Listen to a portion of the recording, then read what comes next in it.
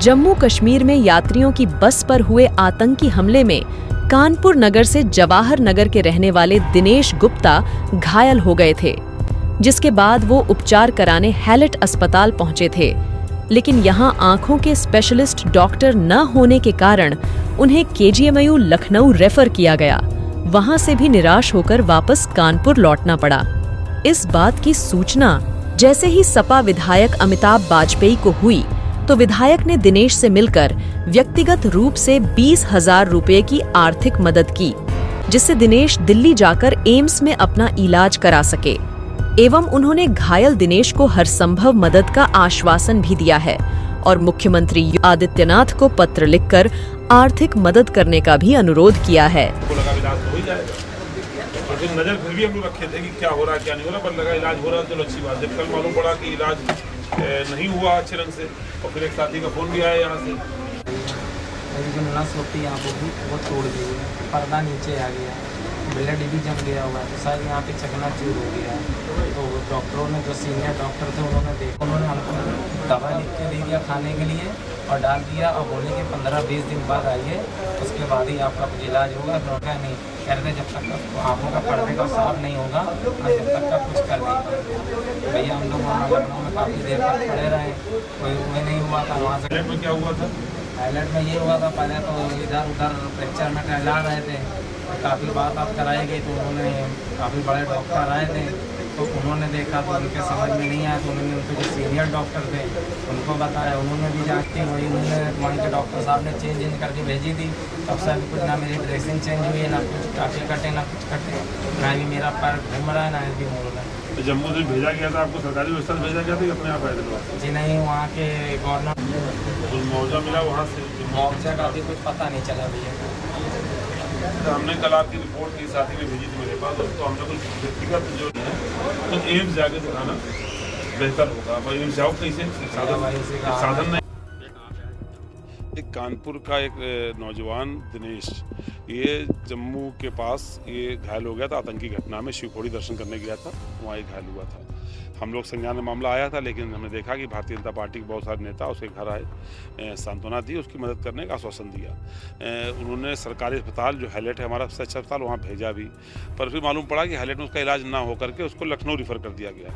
तो उसका इलाज लखनऊ में भी नहीं हुआ। कल के समाचार पत्रों में मुझे मालूम पड़ा कि लखनऊ में भी उसका इलाज नहीं हो पाया। परिवार निराश होकर लौट आया। इसकी किसी प्रकार की आर्थिक मदद नहीं हुई और परिवार परेशानी की हालत में है, उसकी रोजी रोटी बंद पड़ी है और इलाज भी नहीं हो पा रहा है। तो ऐसे में हम समाजवादी जो पार्टी के हमारे कार्यकर्ता साथी हैं, उन्होंने खबर करी कि ऐसी परेशानी है, तो हम लोग आज मौके पर आए हैं। हम लोगों ने देखा है कि किस प्रकार से आतंकी घटना में घायल की कोई मदद सरकार द्वारा नहीं हो पा रही। वो सरकार जो 10 साल से है, वो ना आतंकवाद को काबू कर पाई और ना आतंकी घटनाओं में घायलों की मदद कर पा रही, ना हम अपने कानपुर से लेकर लखनऊ तक इलाज की कोई ऐसी व्यवस्था विकसित कर पा रहे हैं जिसमें ऐसे पीड़ित की, ऐसे घायल की हम लोग सरकारी सिस्टम पर मदद भी करा पाएँ। इसलिए हमने आज आकर के परिवार को सांत्वना दी है समाजवादी पार्टी की ओर से, और अपने व्यक्तिगत तनख्वाह वाले खाते से उसको 20,000 रुपये की चेक दी है, ताकि वो परिवार उस पैसे से दिल्ली जा सके और दिल्ली जाके एम्स के डॉक्टरों को दिखा करके अपना आगे का इलाज सुनिश्चित कर सके। और ये भरोसा भी दिलाया है कि समाजवादी पार्टी दुख तकलीफ में उनके साथ खड़ी है और आगे भी इलाज में जो मदद की जरूरत पड़ेगी वो मदद हम लोग करने का हर संभव प्रयास करेंगे।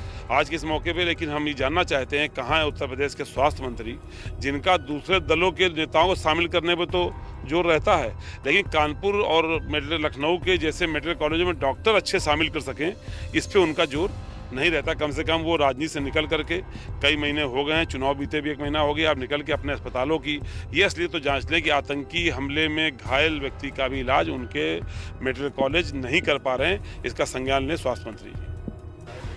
क्या नाम है? मेरा नाम दिनेश गुप्ता है।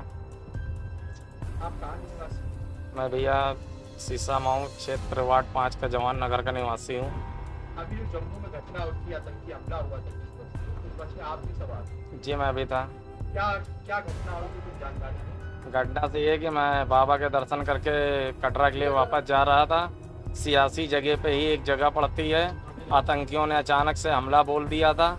उसमें उन्होंने काफ़ी फायरिंग करी, गोली वोली, तो हम लोग नीचे बैठ गए थे। उसमें ड्राइवर को गोली लगी तो बस हमारी खाई में पलट गई 2 बार में। उसमें काफ़ी ज़्यादा चोटें हैं, काफ़ी गंभीरता से घायल हो गए थे।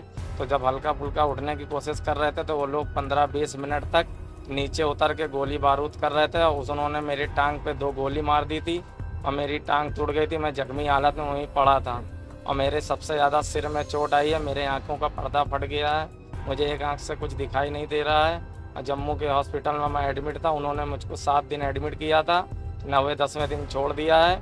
बोला कि बाकी का इलाज आगे से कराइए और मेरी आंख में बहुत तकलीफ और दिक्कत है, मैं देख नहीं पा रहा हूँ और मुझको वहाँ से जम्मू से कानपुर भेज दिया गया।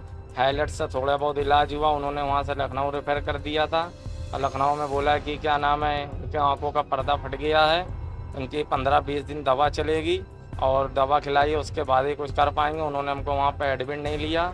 मैंने ही अपने ही पैसे से एम्बुलेंस करके घर पे आया हूँ और मेरे पास पैसे ऐसे थे नहीं कुछ भी, मैं खाने पीने के लिए मोहताज पड़ा हूँ। मैं सरकार से यही चाहता हूँ कि यहाँ की गवर्नमेंट से कि मेरा अच्छे से अच्छा और बढ़िया से बढ़िया किसी बड़े डॉक्टर को दिखा कर इलाज करा करके हमको ठीक कर दें। और मेरे घर में कोई करने खाने वाला नहीं है, मेरे पास पैसा कौड़ी नहीं है, मेरे घर में राशन पानी नहीं है।